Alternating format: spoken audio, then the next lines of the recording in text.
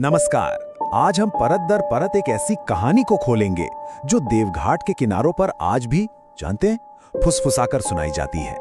ये कहानी है उस एक रात की जब कहा जाता है कि मरे हुए लोग अपने अधूरे संस्कार पूरे करने के लिए वापस लौट आए थे। और देखिए, ये कोई सैकड़ों साल पुरानी लोक कथा नहीं है। ये घटना बस कुछ ही साल पुरानी है, 2018 की। और यही बात इसे और भी ज्यादा बेचैन करने वाली बना देती है। और वक्त क्या था? रात के 2:13। वो वक्त जब रात अपने सबसे गहरे स्याह रंग में होती है और दुनिया की सबसे अजीबोगरीब चीजें भी सच लगने लगती हैं। तो चलिए सीधे चलते हैं उस रात के मंजर में। पूर्णिमा की रात थी।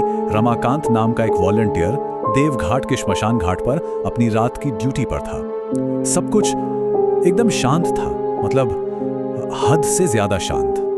और ये कोई आम सुकून वाली शांति नहीं थी। नहीं, ये एक अननेचुरल सी, अजीब सी खामोशी थी। नदी का पानी बिल्कुल ठहरा हुआ, हवा एकदम थमी हुई, पंछियों की कोई आवाज नहीं। ऐसा लग रहा था मानो जैसे पूरी कायनात ने अपनी सांस रोक ली हो। और तभी उस गहरी खामोशी को एक आवाज ने तोड़ा।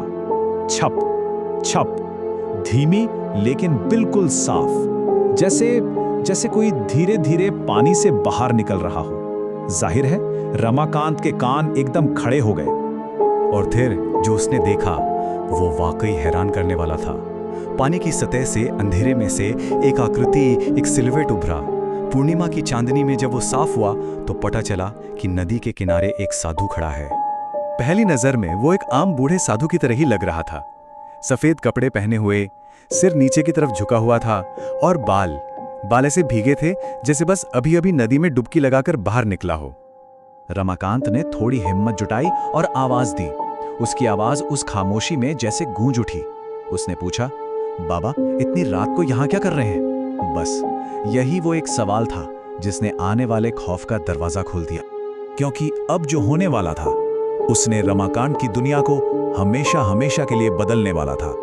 उस साधु का सच किसी की भी कल्पना से कहीं ज्यादा भयानक था। रमाकांत के सवाल के जवाब में उस साधु ने बहुत धीरे से अपना सिर ऊपर उठाया और रमाकांत ने जो देखा उससे उसकी रूह तक कांप गई। उस साधु की आंखों में सफेद हिस्सा था ही नहीं, वो बस दो काले गहरे गड्ढे थे। और फिर एक ऐसी आवाज आई जो किसी भी तरह से इंसानी नहीं लग रही थी। एक सूखी सी, सरसराने वाली आवाज जो कह रही थी, मेरा दाह संस्कार अधूरा है। बस इन शब्दों के कहे जाने की देर थी। माहौल पूरी तरह से बदल गया। अचानक तूफानी हवाएं चलने लगी और पास में जो चिताएं बुझ चुकी थीं, उनकी आग अपने आप फिर से धधक उठी। रमाकांत ने डर के मारे नदी के किनारे नजर दौड़ाई। अब वहां सिर्फ वो एक साधु नहीं था। नदी के किनारे दर्जनों परछाइयां खड़ी थी, सभी के सभी सफेद कपड़ों में, और उन सबकी आंखें बिल्कुल वैसी ही काली थी। और फिर वो सारी परछाइयां एक साथ फुसफुसाईं, एक ऐसी भयानक आवाज जो जैसे हर दिशा से आ रही थी, हमारा भी, मतलब उन सब का संस्कार अधूरा था। रमाकांत अब और नहीं रुक सकता था। वो अपनी जान बचाने के लिए भागा, लेकिन जैसे ही वो पलटा, एक दूसरी ही आवाज ने उसे जैसे वहीं जमा दिया।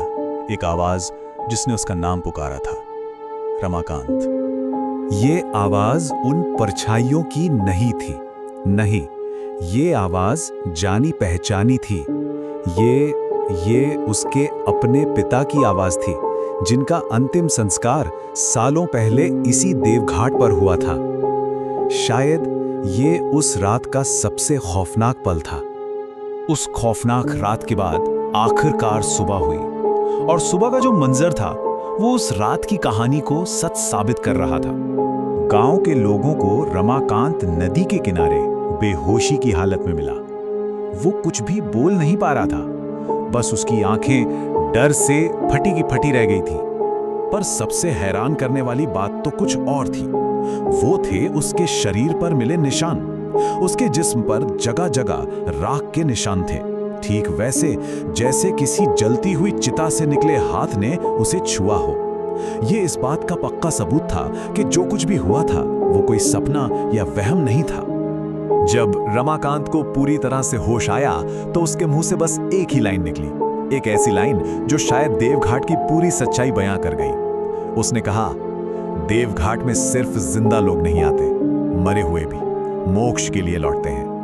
और इस घटना ने देवघाट के रहस्य में एक और पन्ना जोड़ दिया, एक ऐसा रहस्य जो आज भी वहां के लोगों की बातों में, उनकी कहानियों में जिंदा है। आज भी वहां के लोग कहते हैं कि देवघाट में रातें नॉर्मल नहीं होती। कभी कभी रात में मंदिर की घंटियां अपने आप बजने लगती हैं, तो कभी नदी से किसी के रोने, किसी के सिसकने की आवाज आती है। और हाँ, कई लोगों ने तो सफेद कपड़ों में एक साये को पानी की तरफ जाते हुए देखा है, एक ऐसा साया जो फिर कभी वापस नहीं लौटता।